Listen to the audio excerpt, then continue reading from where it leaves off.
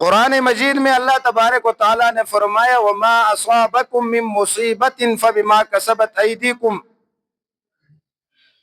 کہ تمہارے اوپر آنے والی مصیبتیں تمہارے اپنے ہاتھوں کی کمائی ہے، تم نے وہ اسباب اختیار کیے نافرمانی والے، تم نے وہ اسباب اختیار کیے اللہ سے بغاوت کرنے والے، جس کی وجہ سے اللہ کا عذاب تم پر نازل ہوا۔ قرآن مجید میں اللہ تبارک و تعالیٰ نے سابقہ قوموں اور سابقہ امتوں پر آنے والے عذابات کی قرآن مجید میں تفصیل بیان فرمائی ہے، اور اس تفصیل میں ہر قسم کے عذابات کا بھی ذکر کیا ہے کہ کون سے گناہ تھے جن کی وجہ سے سابقہ امتوں پر عذابات نازل ہوئے، کون سی برائیاں ان کے اندر موجود تھی جس کی وجہ سے سابقہ قوموں اور سابقہ امتوں پر اللہ کا غضب نازل ہوا، ان کی تفصیل بیان کی ہے۔ تو پچھلی جو امتیں تھیں انہوں نے اللہ تبارک و تعالیٰ کی نافرمانی کی، اللہ تبارک و تعالیٰ کے احکامات سے بغاوت کی، اللہ کے نبیوں کی دعوت سے بغاوت کی، جس کی وجہ سے اللہ تبارک و تعالیٰ کا عذاب اترا اور اللہ تبارک و تعالیٰ کا غضب نازل ہوا ان پر۔ سورہ انعام کی جو آیت میں نے آپ حضرات کے سامنے تلاوت کی ہے، اس آیت مبارکہ کے اندر اللہ تبارک و تعالیٰ نے 3 عذابات کا ذکر فرمایا ہے کہ بندہ جب اللہ تبارک و تعالیٰ کے احکامات کو توڑتا ہے، اللہ کے احکامات سے بغاوت کرتا ہے،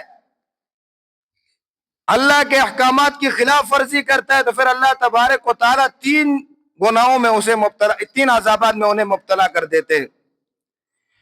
ان تینوں عذابات میں سے پہلا عذاب اوپر والا ہے کہ وہ عذاب اوپر کی طرف سے آتا ہے۔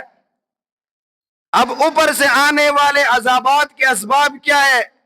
کس صورت میں آتے ہیں،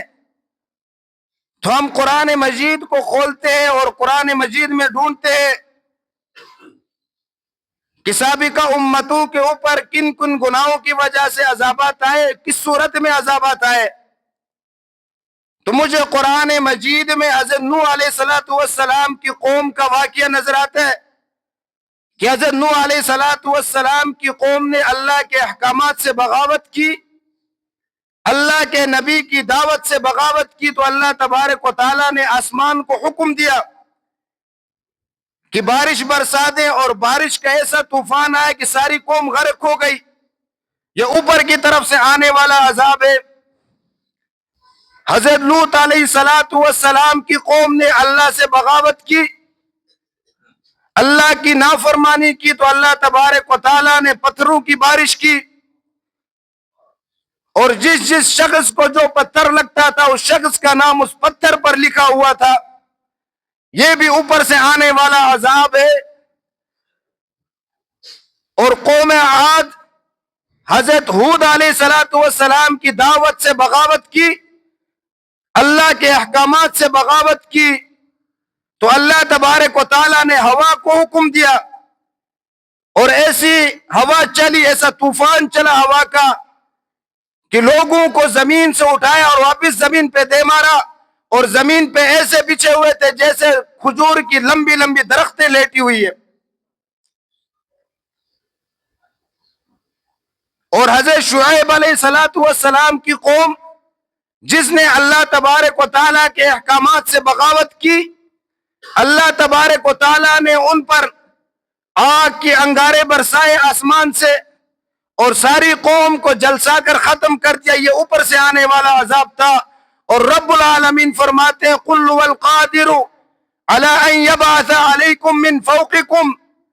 اے میرے محبوب صلی اللہ علیہ وسلم ان سے کہہ دیجئے کہ میرا رب ہر چیز پر قادر ہے، اس چیز پر بھی قادر ہے کہ تم پر اوپر کی طرف سے عذاب بھیج دے۔ تو اللہ تبارک و تعالی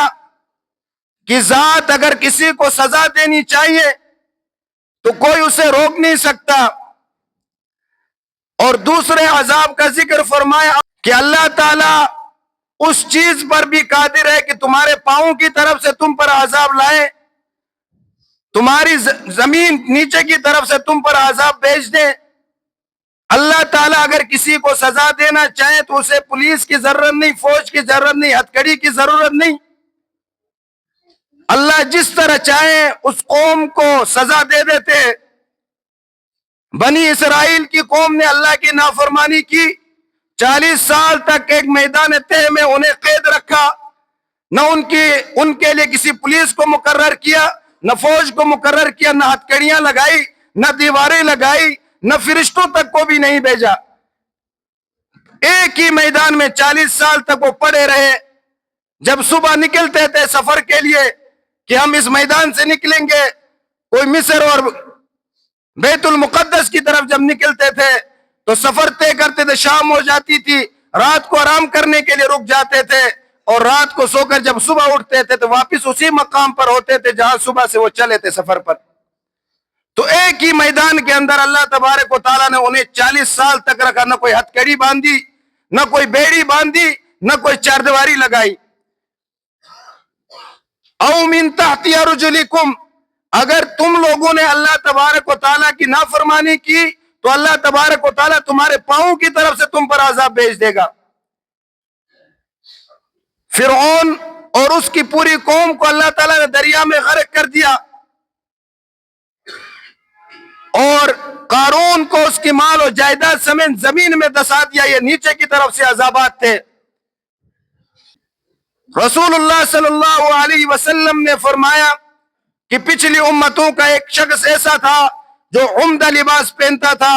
عمدہ چادریں وہ اپنے اوپر اوڑھ لیتا تھا، اور اس کی وجہ سے وہ تکبر کرتا تھا، لوگوں کو نیچا دکھاتا تھا۔ اللہ تبارک و تعالیٰ نے اس پر ایسا عذاب بھیجا کہ زمین پھٹ گئی اور وہ اندر دس گیا، اور آج تک دسا جا رہا ہے، اور قیامت تک وہ زمین کے اندر دستا جائے گا۔ تو اللہ تبارک و تعالیٰ جسے چاہے جس طرح چاہے عذاب دے، کوئی روک نہیں سکتا ہے، اس کے لیے کسی سیکورٹی کی ضرورت نہیں ہے۔ اللہ تعالیٰ جسے چاہے ایک ہی جگہ میں رکھ کر اسے سزا دیتا ہے۔ اور تیسرا عذاب،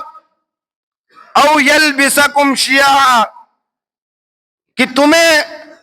پارٹیوں میں تقسیم کر کے لڑا دے گا، تمہیں گروہوں میں تقسیم کر کے لڑا دے گا، تم ایک دوسروں کو مارتے رہو گے۔ یہ بھی اللہ کی طرف سے عذاب ہے کہ ہماری آج پارٹیاں ہیں، مختلف قسم کی سیاسی پارٹیاں ہیں، اور ان کو ایک کو اقتدار ملتا ہے دوسروں کو سزا دیتے ہیں، دوسرے کو اقتدار ملتا ہے تیسرے کو سزا دیتے ہیں۔ تو یہ اللہ تبارک و تعالیٰ کا عذاب ہے۔ اب ہمیں سوچنا یہ ہے کہ عذاب جو آئے ہیں ان کے اسباب کیا ہیں، ہم نے کون سے ایسے گناہ کیے جس کی وجہ سے اللہ تبارک و تعالیٰ کی طرف سے یہ عذاب ہم پر مسلط ہوئے۔